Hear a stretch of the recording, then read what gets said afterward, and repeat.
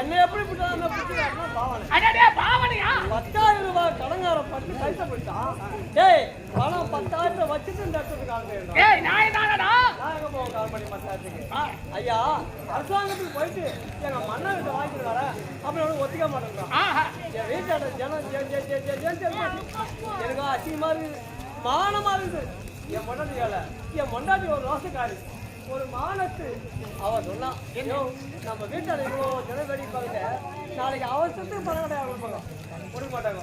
ஆகையால் நம்ம வீட்டில் பசு ஒண்ணுக்குது, அந்த பசு ஒன்று விட்டுட்டு அவளை காட்ட என் பொண்டாட்டி சொல்லிட்டு காலையில் 6 மணிக்கு அவுத்து ஓட்டின பசு வச்சு காலையில் 6 மணிக்கு பொழுது 4 மணிக்கு வரோம் பசுவை பாக்குறான் போய் கேட்கிறான், வரோம் பசுவை பாக்குறான்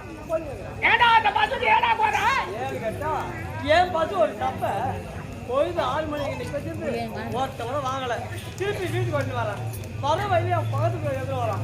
அவன் என்னை பார்த்து புறம்போக்க இந்த லக்காடியா இந்த பேமானியா அவன் என்ன கேட்கறாங்க, பசுவை விற்காமல திருப்பி வீட்டுக்கு கொண்டு வரேன். கடங்கார வாசிக்கிட்டே வடிகிறான். அவனுக்கு ஏடா பச்சை கேட்டான், ஐயா என் பசு வைக்கல, இதுக்கு நீ தான் ஒரு ஐடியா சொல்லணும் அப்படின்னு அவன் கேட்டேன். அப்புறம் அவர் சொன்னாரு, ஐயா பையா பசு மருந்து மேல வாங்க மாட்டான், பசு சனியாய் கேட்டேன். ஓட்டுறா மாட்டு டாக்டர் பசு ஒரு கையில பிடிச்சு மாட்டு டாக்டர் ஓடி மாறான். ஆபீஸ்ல டாக்டர் ஏதோ ஒரு மத்தாண்டு ஓடி போய் பசுவை கட்டிட்டு வேகமா போனேன். சார் என் பசு சனியாகு, சார் என் பசு சனியாகு, சார் என் பசு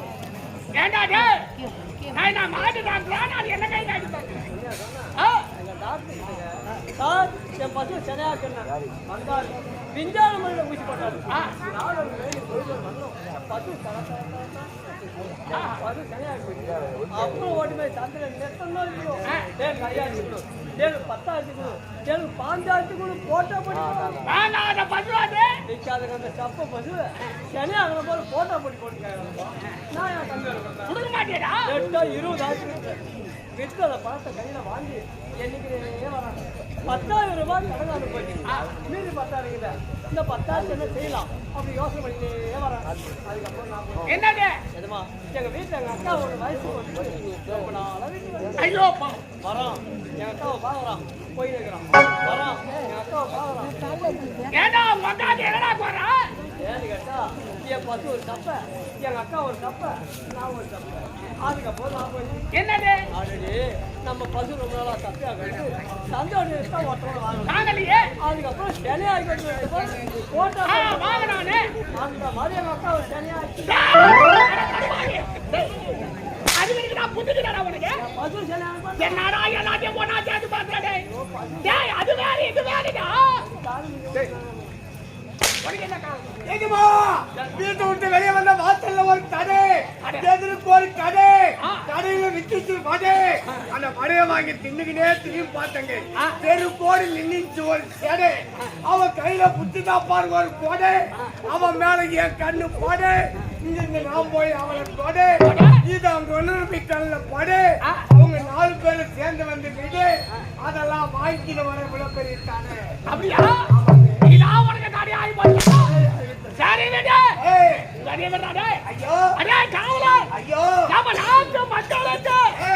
குறை என்பது ஏதாவது முறையிட்டு பார்த்தாலும் குறை என்பதே கிடையாது.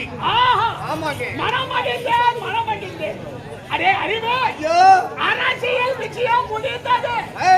இப்போது குடும்பத்துக்கு வருவோம்.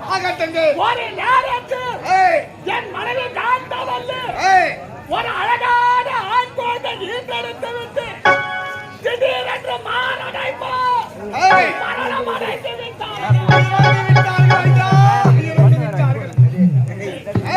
அவள் இறந்த பிறகு என் மகன் ராஜாவை சீரம் சிறப்போடு ராஜாவை பாதுகாக்க வேண்டும் அல்லவா? ராஜாவை கவனிக்க வேண்டும் அல்லவா? அதற்காக 2ஆம் தாரமாக மரகதவல்லி என்ற பெண்ணை மணந்து அவளுக்கு ஒரு ஆண் குழந்தை பிறந்தது.